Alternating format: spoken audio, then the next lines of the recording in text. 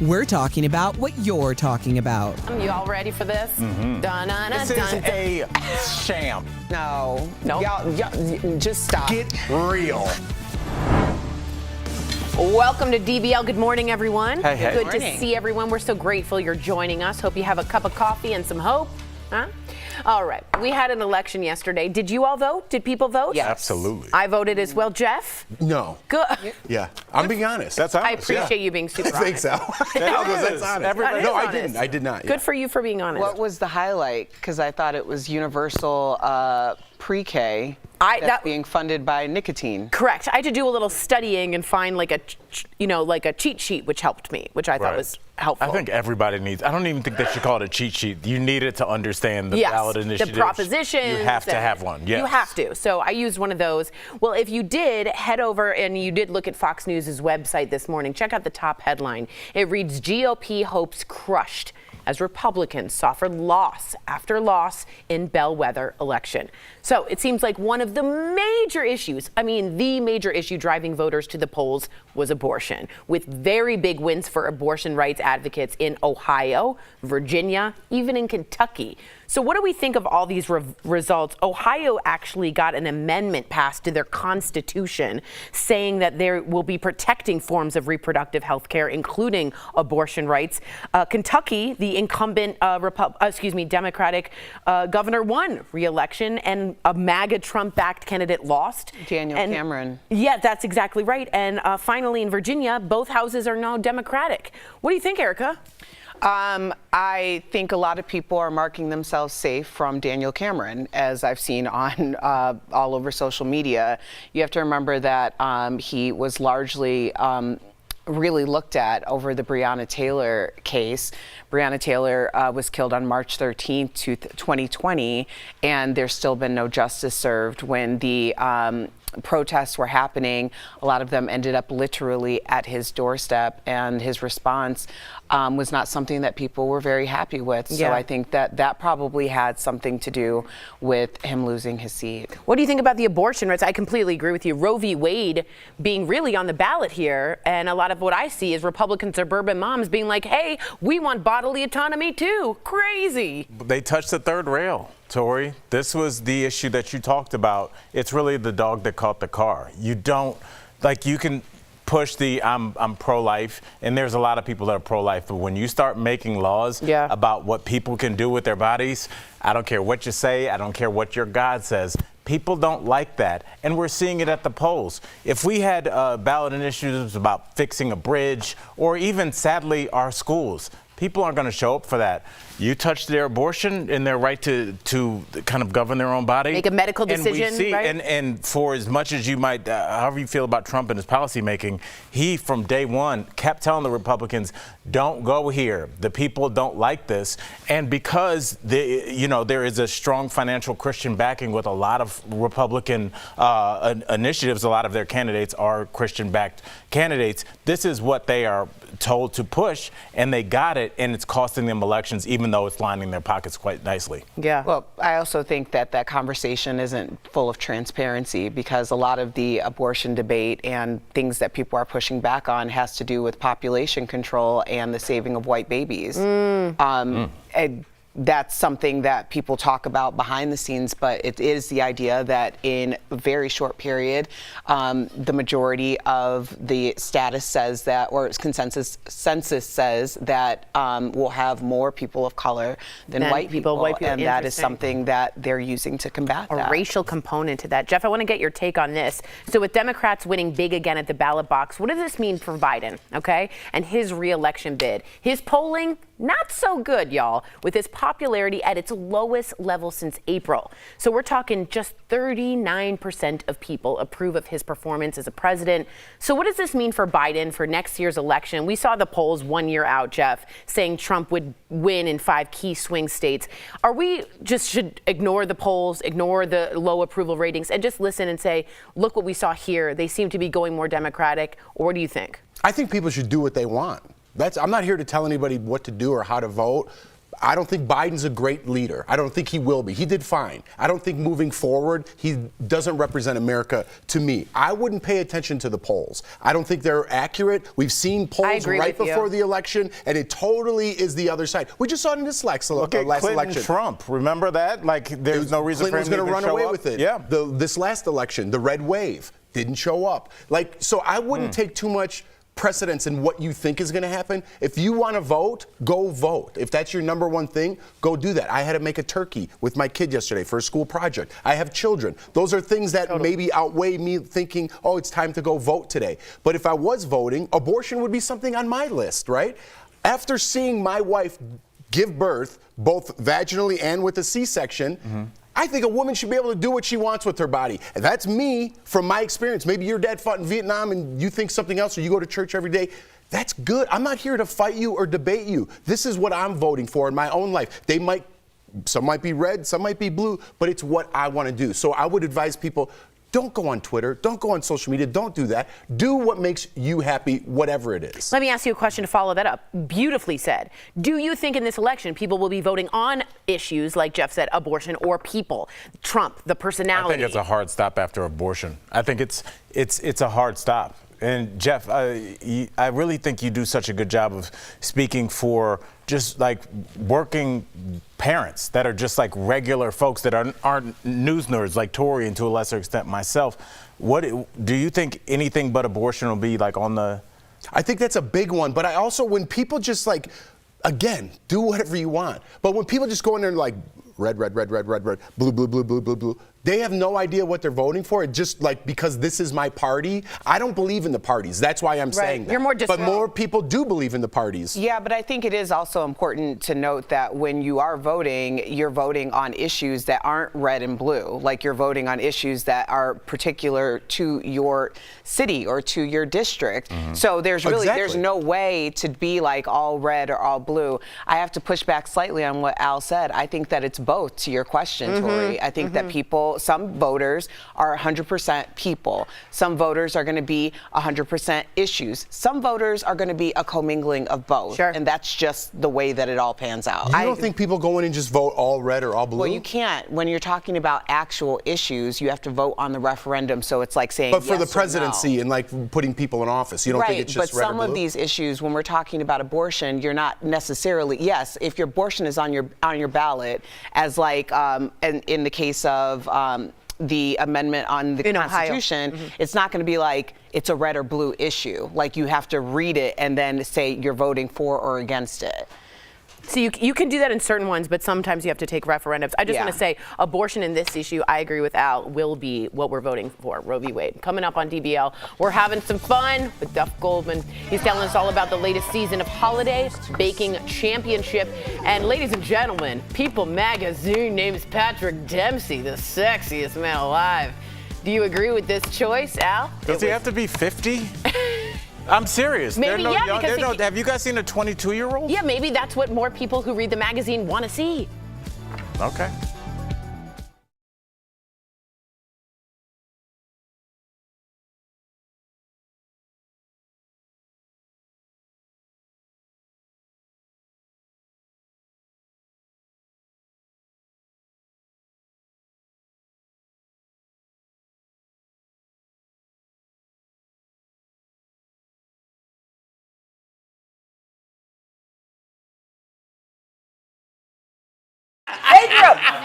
We're talking about People magazine. So Africa, follow me in and please be careful. Sierra, Sammy, Kelly, these are some young folk in this corner.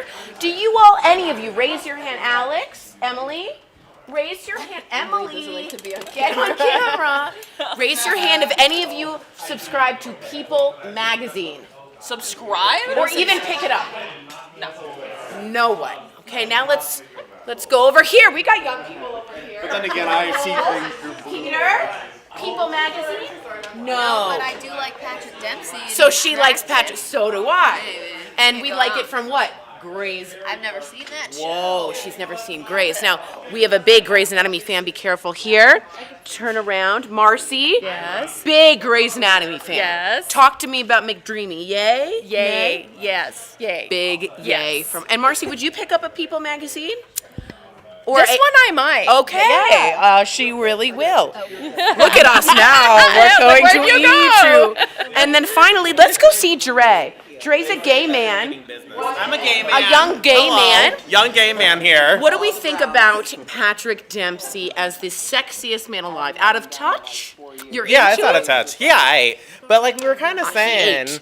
he ate for a certain demographic. That means he's cute. good. Yeah, he's cute. But there's like 3 men in here who look finer than him Oh at that my. age. So like, not you're welcome, Rob. I think See, it's Rob. Rob. It's Rob. Hi, Rob. Exactly. I think we know Exactly. who that Chris, is. Michael Dean. All right, we'll It all see you works. It all soon. works.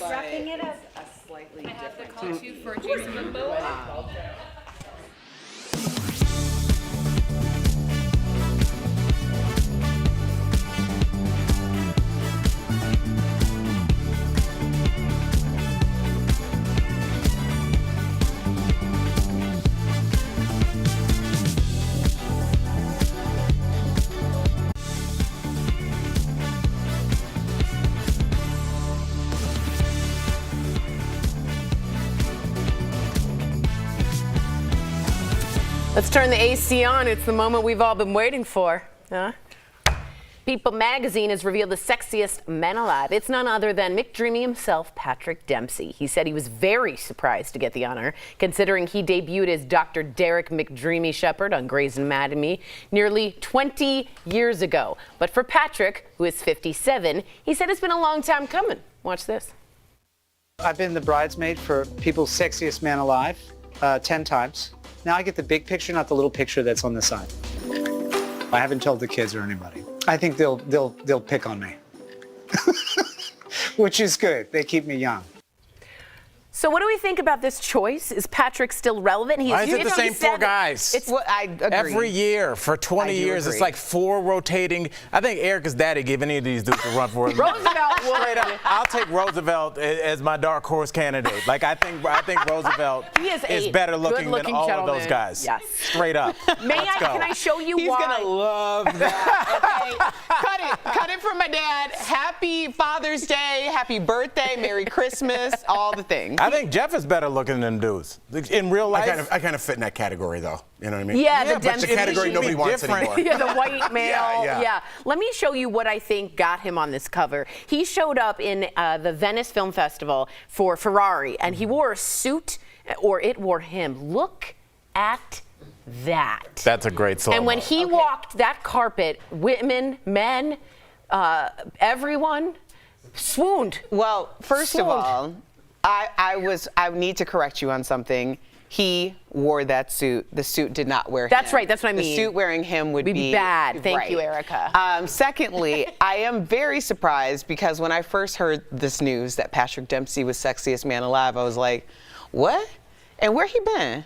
Like, I had those questions. But I gotta say, Patrick Dempsey looks better now than he did 20 years ago. I agree and with he's you. always been an attractive man. I like the So it's gray. Like, if this is his like comeback season for sexiest man alive, get it, Patrick. I mean, I don't know what this all means. I don't know what the check is for it, or like what the accolade. I mean, other than a lot of press, Ego. right? Right. But I mean, he looks great. He looks great. Let me ask you this. Some people, Jeff, wanted Jason Momoa or Pedro Pascal. I could see both of those. What do Pedro we- Pascal has been in his season. Thank you. Jason Momoa's season is going to be forever. Amen. She's in for both. Jeffrey, are you in for one of those? I think, Jason Momoa has been in this business for a long time, and people don't know that. And he really hustled his way works hard. to where he is right now. And I think he should have his due. And I would go with Jason Momoa. He looks great, Patrick Dempsey. You know what I mean? But once that video surfaces of him in Can't Buy Me Love, they'll take that title away from him. That's true. The cancelization of Can't Buy Me Love. Do anyone else have anybody else they think they would recommend? I don't get the voting. I don't get the candidates. They all seem like they're a certain age. I don't get why is it just seems like it's the same guy. You think it's the same white straight dude over and over and over again? I'm not even on the white straight dude. I'm like literally the same guys. Like Tyrese didn't make it. Like, aren't there Morris Chestnut? Like, there's got to be. There's a bunch of guys out I there. agree. Where's Chestnut? I There don't is know. Chestnut. I'm just saying, like, widen the pool. Put Jeff in there. Put Erica's daddy in there. Let's go. First of all, Jerry would be very hurt that you didn't tell him. You know what though? Jerry is a man. classic He sure looking is. guy. He sure is. Brooks, super good Brooks, looking. very J. Crew. Yes. Coming up on DBL, we're talking with Duff Goldman, also very good looking, all about how he's using his artistic culinary skills this holiday season. Stay tuned for this sweet interview. Penicillin is a common drug that's used a lot in medicine today. The drug was discovered in 1928 and it is still used to fight infections caused by bacteria, like ear infections, skin infections, urinary tract infections, and more. But a significant percentage of patients report that they're allergic to penicillin. But is it a common allergy? To get the facts, we went to Dr. Carla Robinson, family physician, Dr. Rushi Shah, allergist with the Cleveland Clinic, the CDC, and Yale Medicine. According to Yale Medicine, within an hour of taking penicillin, allergic reactions can occur like rash or hives, tightness in the throat, or difficulty breathing. And there are tests you can take to see if you are actually allergic to this antibiotic. The CDC says in the U.S., 10% of the population reports having an allergic reaction to penicillin. However, when researchers further evaluated patients who reported a penicillin allergy, they found fewer than 1% of the population are actually allergic to penicillin.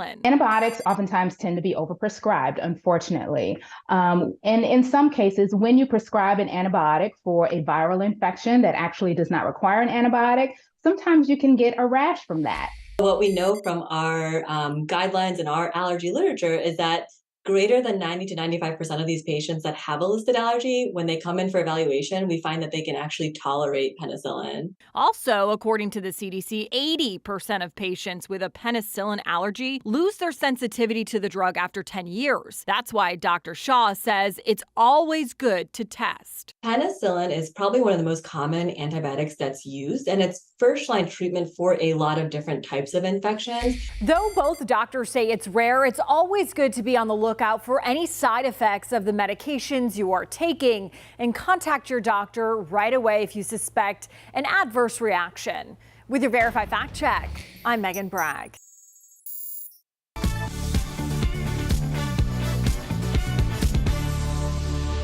Welcome back to DBL. Earlier this week, Katy Perry made headlines for gushing over her daughter during her concert. Well, Al didn't like that. Here's what Al said in case you missed it. I love you so much. You're my best friend, and I'm so glad you're here. Well, I don't want to be at a concert where this is happening. I don't want to see family dynamics at a concert I paid $700 for. This is super weird. I don't want your kids on stage. I'm sorry. So after Al's rant, we interviewed celebrity baker Duff Goldman, and he had his own take on the story. Here's a look. Please welcome to DBL Duff Goldman. Yes.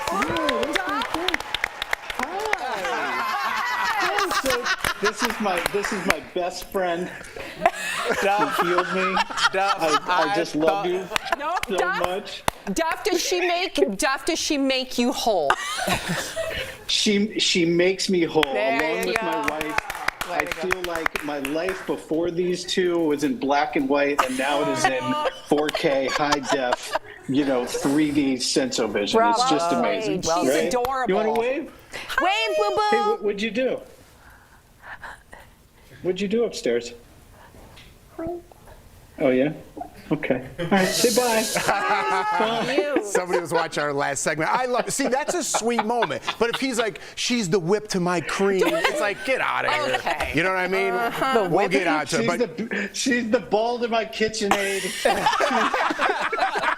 that was funny, Duff. my That was creme a to good my one. fresh. That was a good one. Let's get to you, Duff. I want to know because I've already started decorating for Christmas. Is it too soon, in your opinion? Oh no, absolutely not. I love Christmas. I love the lights. I love the. I'm Jewish, right? Yeah, we don't man. I didn't grow up, like having Christmas trees, but my wife grew up Christian, and so now I get to have Christmas trees. And like everywhere we go, I'm like ornaments. Where's the ornaments? Like we have all the ornaments from all the state parks, and we go to town. We get a massive tree. We put it up. We leave it out until it starts getting crazy. Yeah, absolutely not too early at all. I love that answer. So I hear your daughter calls you Cookie Dada. Was that the daughter we just saw? What's some of her must-have treats this holiday Sounds like season? a reggaeton rapper. Yeah. She eats about a pound of strawberries a day, couple bananas, some toast, that kind of stuff. But she loves my cookies, and it's really cute. When she sees the oven, she goes, "That's where Daddy makes cookies." Yeah. When she was really young, I took her in the pantry and I opened up a bottle of vanilla, and I was like, "Here, smell this." And she smells it, and I was like, "What does that smell like?" She goes, "Cookies." Cookies and Dada. So Holiday Baking Championship is now on season 10, and you've said you have dance parties with your family to unwind at home. Do you dance on set too, and could you dance for us now? Why are your arms so stiff? I do dance on set. We have a lot of dance parties. Yesterday we were dancing to, what were we dancing to?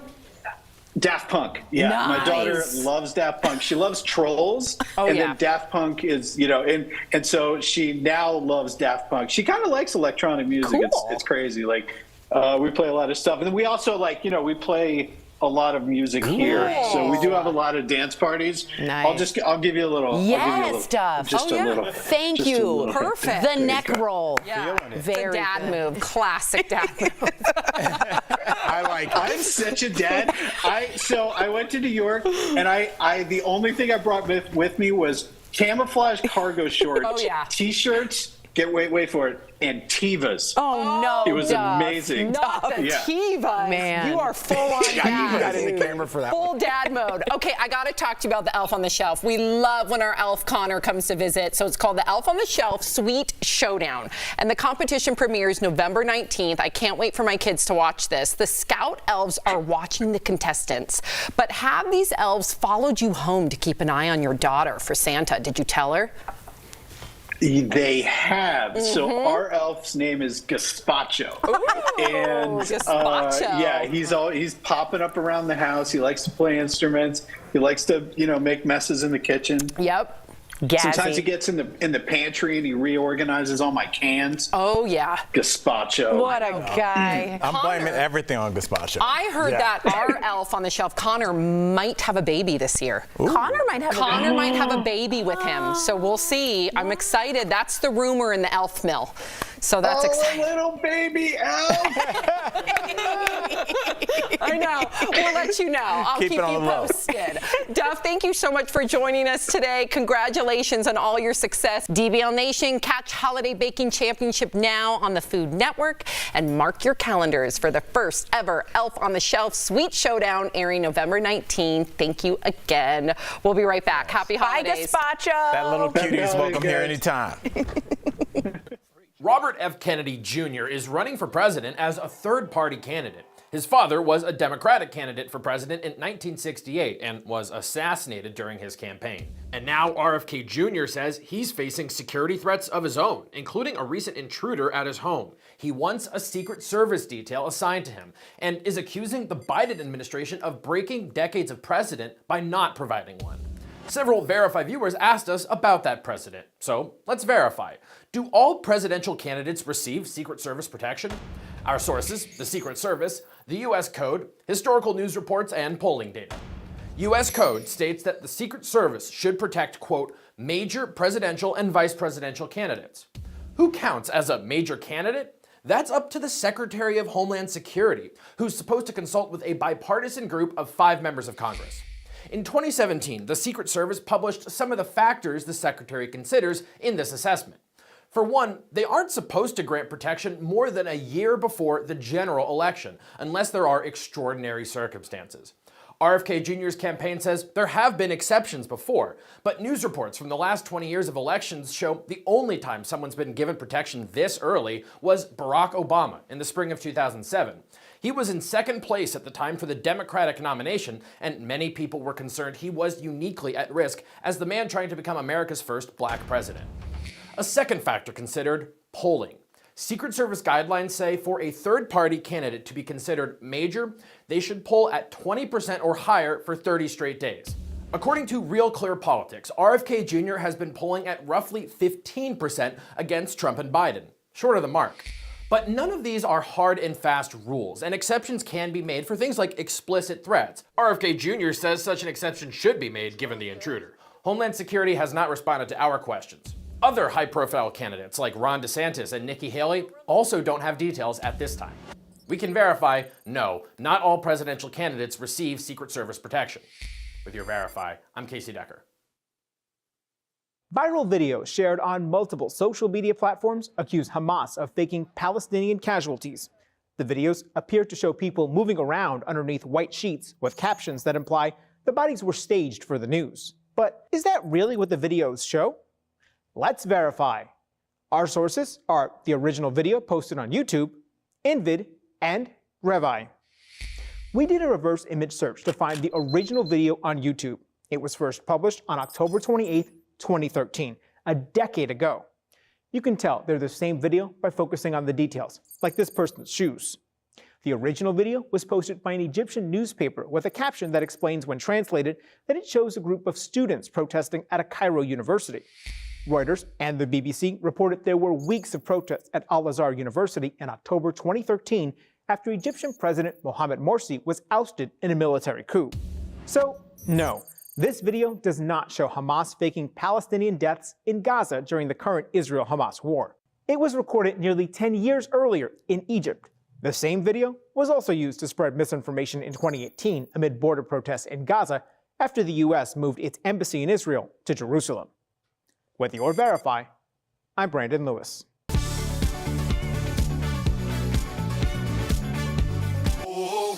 This November, Sandals is giving thanks with an all-inclusive vacation giveaway to Sandals Resorts.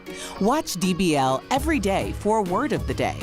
Then enter at dailyblastlive.com/sandals for your chance to win a 4-day, 3-night escape for 2 to any Sandals resort of your choice. The winner will be announced on DBL November 22nd.